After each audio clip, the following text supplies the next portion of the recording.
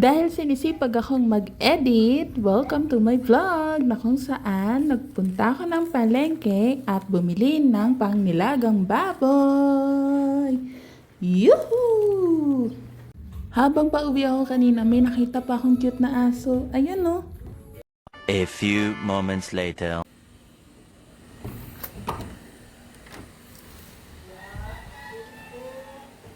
1 minute, 37 seconds later. Alin? Ano yan? Bumili ako ng anong tawag doon? Pangnilaga. Magkano na naman yung lahat bilag? Nasa 700. Oh, napasok ka naman. Pasok pa naman sa Lahat budget. lang? Hindi, saka bumili ako ng kape. Kaya nga, pero pang ano pa rin? Nga. Lahat ng panilaga lang. Pangnilaga Ang cut ba sa yan? kape. Cut na pampasita lang. Hindi ko alam kung anong cut. Basta sabi ko yung cut ng pangnilaga. Sana ano, sinero yung cut na pampasita lang po.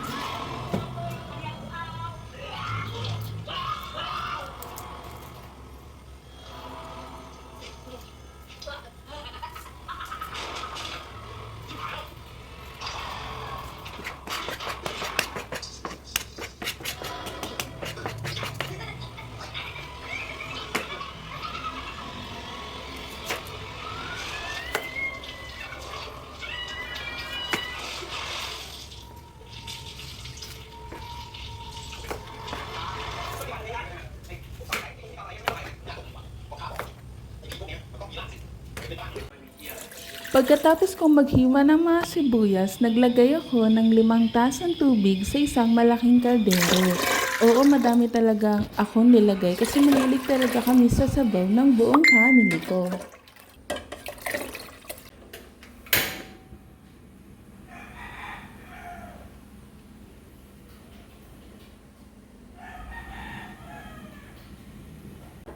Nilagay ko na nga pala yung nahiwa kong mga sibuyas at yung mga karne.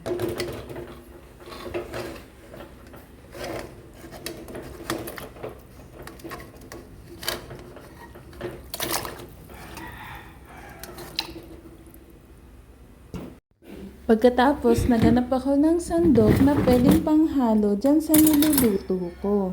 Yan o.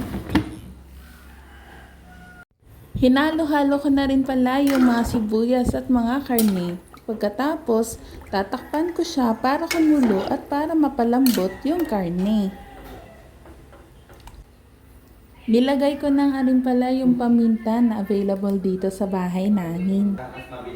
At saka ayan, kung nakikita nyo, hinalo-halo ko lang siya. Hiniwa-hiwa ko na rin yung mga beans na nabili ko kanina sa palengke.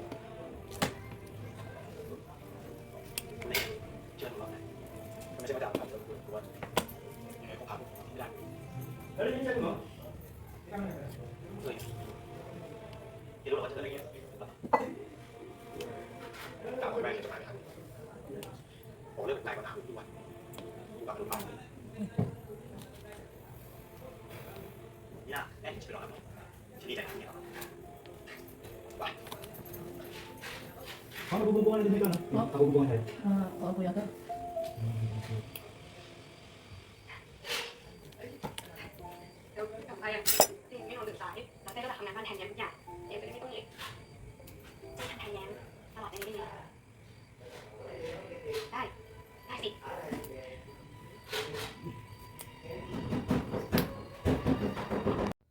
Ito na nga pala yung lahat ng mga nahiwa ko ng mga beans.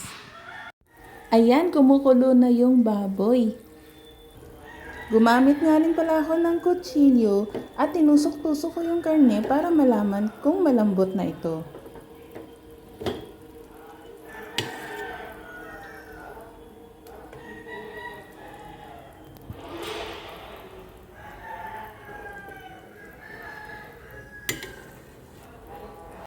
Pagkatapos kong i-check kung malambot na yung baboy, ay dinalatan ko na itong saba at hiniwa-hiwa.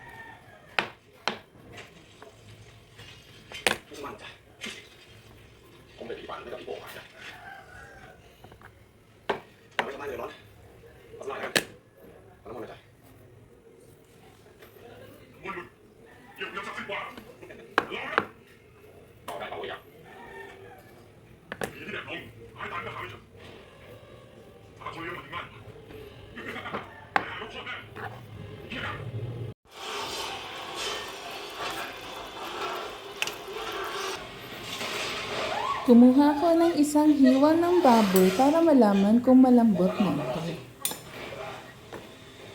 Malambot na siya pero kailangan pa siyang pakuluan ng todo-todo.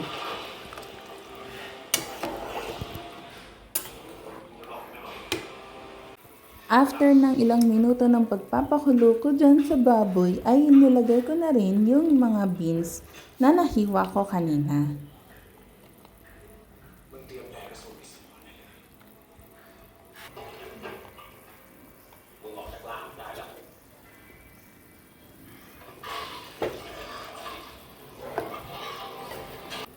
Sunod ko namang nilagay yung mga nahiwang saba.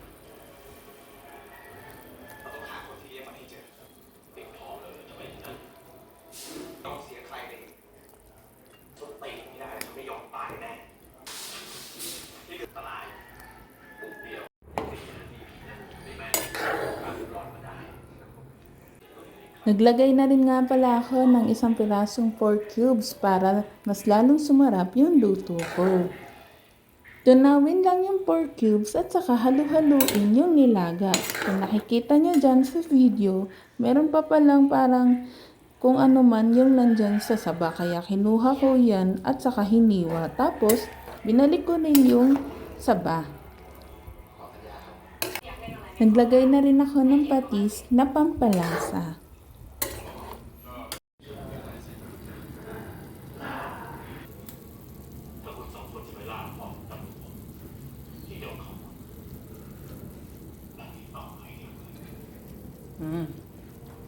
Okay.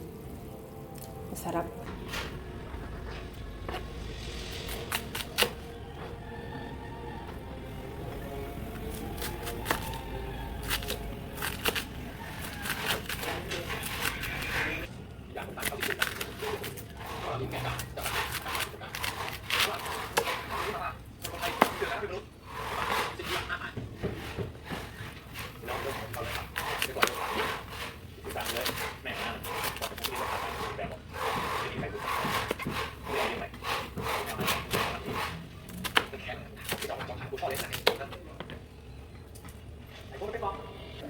Nilagay ko na nga rin pala yung mga repolyo.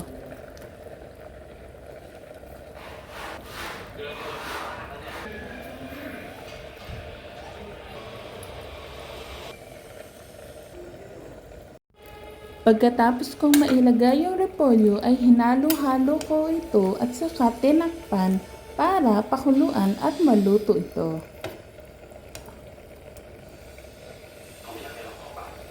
Two hours later.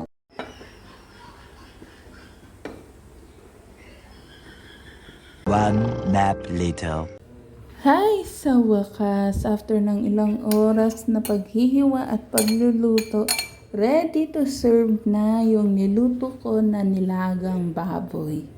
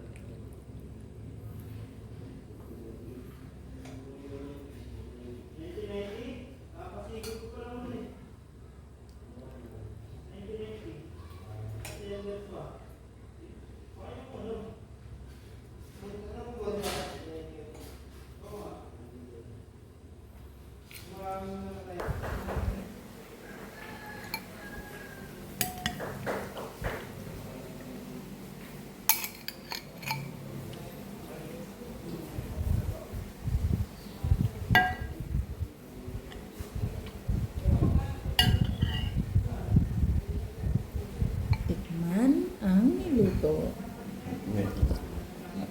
Mamaya na ba yun? Susunod mo na? Pag Sarap. susulang mo ng mga ulam mo na.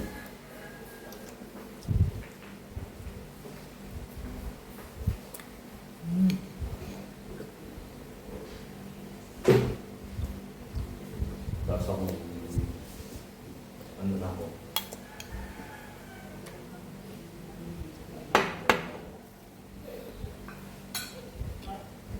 Wala. Wala. Si Kuya Gerald kamo.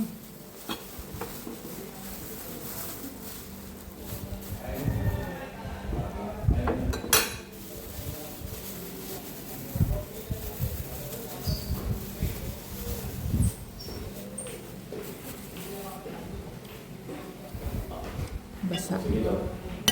Ah, sakay daw. Kaso magkakil naman ito. Bakit ang nila? Uy, may liwanag na.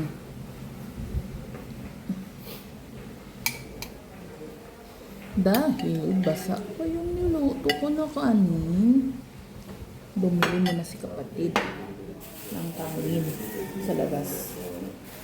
Ayan. Ay, nagugutom na ako.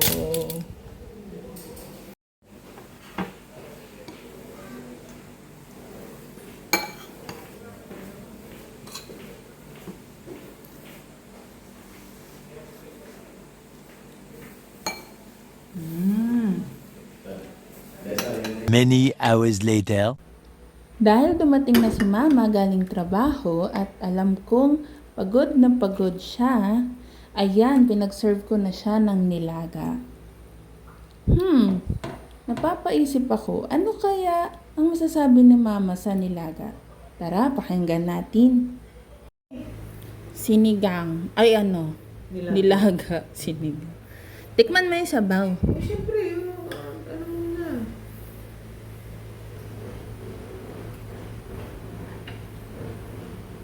Anong ano ng sabaw? Failed lang yung kanin. Napasobra ng tubig. Hindi lang mo kasi. Nakalagay na nga kasi din sa sandok. Ayan o. Tama lang yung timpla, ma. Sarap. Ang saya ko, nagustuhan ni mama yung nilaga kahit palpak yung kanin. Ito naman yung sa kapatid ko, pakinggan natin. Pero nobingin naman kasi, ano naman masarap ito magluto. Kasi lahat na lagi ng mga pagkain na laging pasabog yung mga rekado. Siyempre, minsan ka na lang magluluto. Hindi mo pa Hindi sarapan. na lang, ano ba yan? Kabaga, since may siyang kumain. Approved ang nilaga sa buong family.